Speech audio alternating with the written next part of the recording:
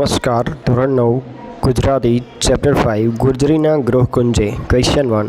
નીચેના વિકલ્પોમાંથી સાચો વિકલ્પ પસંદ કરીને લખો. આંખ અમારી ખુલી અહીં પહેલી દ્વારા કવિ શું કહેવા માગે છે? અહીં જ જન્મ થયો હતો. જીવનની સફળતા નિષ્ફળતાનો ઉલ્લેખ ક્યાં જોવા મળે છે?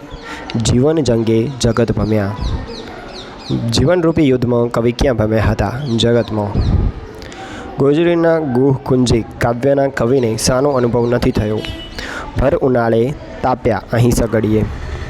નીચેના પ્રશ્નોના 2-3 વાક્યોમાં ઉત્તર લખો. કવિનો પ્રારંભના જીવન માટેનો પહેલો અનુભવ શું હતો? કવિનો પ્રારંભના જીવન માટેનો પહેલો અનુભવ હતો કે ગુર્જરીના ગૃહકુંજે એમનો જન્મ થયો. અહીં પાપા પગલી માંડી. એમના યૌવનની વાદળી પણ અહીં જ વરસી હતી. એમનું યૌવન પણ અહીં જ પાંગર્યું હતું. 2. ગુર્જરીના ગૃહકુંજે કાવ્યના આધારે કવિનો વતન પ્રેમ વર્ણવો. કવિનો જન્મ પણ અહીં જ થયો હતો. તેમનું બાળપણ અહીં વીત્યું. વતનમાં જ 3 ઋતુનો અનુભવ કર્યો. તેમજ ખેતરોમાં, ડુંગરોમાં, કોતરોમાં ઘૂમ્યા. નદીમાં નાહ્યા. વળી આ વતનમાં જ આનંદ કિલોલ કર્યો. અનેક સુખ દુઃખ આવ્યા. જગત આખું ફર્યા. પણ વતન જેવું સુખ ક્યાંય મળ્યું નથી. ગમે ત્યાં ગયા પણ કવિ વતનની માયાને ક્યારેય ભૂલ્યા નથી. આમ કાવ્યની દરેક પંક્તિમાં કવિનો વતન પ્રેમ દ્રશ્યપાત થઈ રહ્યો છે. ક્વેશ્ચન 3. નીચેના પ્રશ્નોના 7-8 વાક્યોમાં ઉત્તર લખો.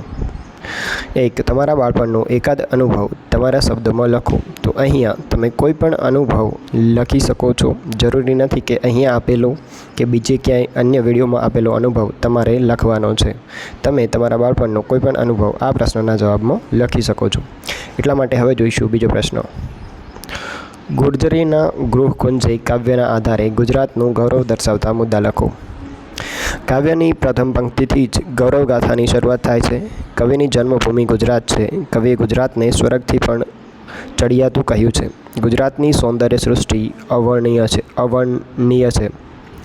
જે શિયાળામાં તાપણાથી ઠંડીમાં ઉષ્મા આપે છે. વસંત ઋતુમાં કોયલનો ટહુકાર સંભળાય છે. અષાઢ માસમાં વાદળોની ગાજવીજ સંભળાય છે. કુદરતે ગુજરાતને ખેતરો, ડુંગરો, કોતરોને નદીઓથી શણગાર્યું છે.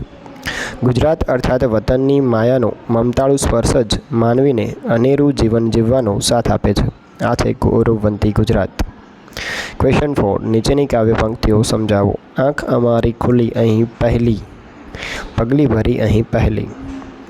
અહીં અમારા યૌવન કેરી વાદળીઓ વરસેલી.